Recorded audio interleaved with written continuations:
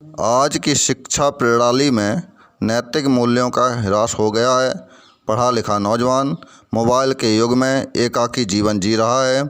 बुजुर्ग उपेक्षित हो रहे हैं। रिश्ते लोभ लाभ में फंसकर रह गए हैं। सुख की चाहत में लोग दुख से घिरे हुए हैं। यह रचना बुजुर्गों की सेवा करने पर मिलने वाले सुखों को रेखांकित करती है। एक बुजुर्ग के कम हो जाने से घर की बुनियाद का चूना बह जाता है। एक बुजुर्ग के कम हो जाने से सदियों का ज्ञान कोष रिक्त हो जाता है। जिंदा रहें बुजुर्ग हमारे, जिंदा रहे उनकी बुजुर्गियत भी। जिंदा रहें बुजुर्ग हमारे, जिंदा रहे उनकी बुजुर्गियत भी। छोटे बड़ों को नित्य प्रणाम करें, पूछें उनकी खैरियत भी।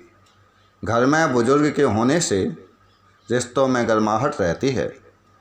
घर में बुजुर्ग के होने से रिश्तों में गर्माहट रहती है। घर में बुजुर्ग के होने से दोपहर की चुभती तपन भी गुनगुनी धूप सी लगती है। घर में बुजुर्ग के होने से अमावस्या की काली रात भी दिवाली सी खिल उठती है। घर में बुजुर्ग के होने से आयु बल बुद्धि ऐश्वर्य का तेज बढ़ जाता है। घर में बुजुर्ग के होने से सनातन संस्कारों का क्षरण रुक जाता है। छोटों द्वारा बड़ों को प्रणाम करने से सहज ही हर कार्य सिद्ध हो जाता है। आशीष बड़ों का जब मिल जाता है, प्राणों का संकट भी टल जाता है। आशीष बड़ों का जब मिल जाता है, प्राणों का संकट भी टल जाता है। इतिहास हमें यह बतलाता है, प्रणाम का महत्व सिखलाता है। महाभारत का युद्ध चल रहा था। धर्म अधर्म से कुरुक्षेत्र बीच लड़ रहा था। दोनों ओर से लड़ रहे महारथी और महावीर थे। दोनों ओर से खर्च हो रहे अनगिनत शरीर थे।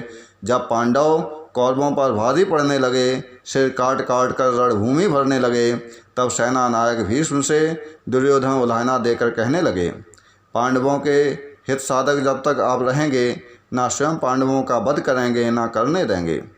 दुर्योधन के व्यंग्य बाण से भीष्म आहत हो जाते हैं। कल पांडवों का वध कर दूंगा घोषणा यह कर जाते हैं। सुनकर घोषणा भीष्म की पांडव शिविर में बेचैनी छाई। भीष्म को रोक पाने की युक्ति किसी के समझ न आई। तब कृष्ण ने उपाय निकाला। द्रौपदी को साथ लिया। भीष्म शिविर की ओर प्रस्थान किया।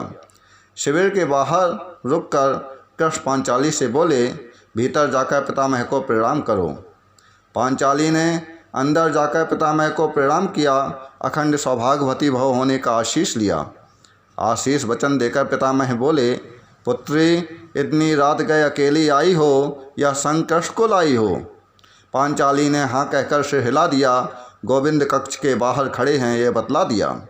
पितामह द्रौपदी को लेकर कक्ष के बाहर आए। कृष्ण को प्रणाम किया और मुस्काए। बोले भीष्म कृष्ण से यह काम तुम ही कर सकते हो। मेरे एक वचन को मेरे ही दूसरे वचन से काट सकते हो।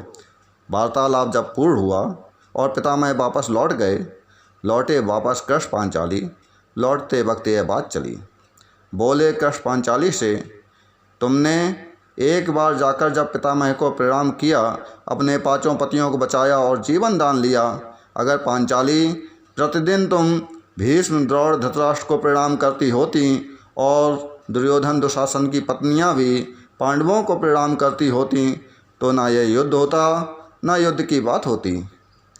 हे युवाओं, तुमको बस यही सीखना है, घर की हरी भरी बगिया को अपने प्रणाम से सींचना है।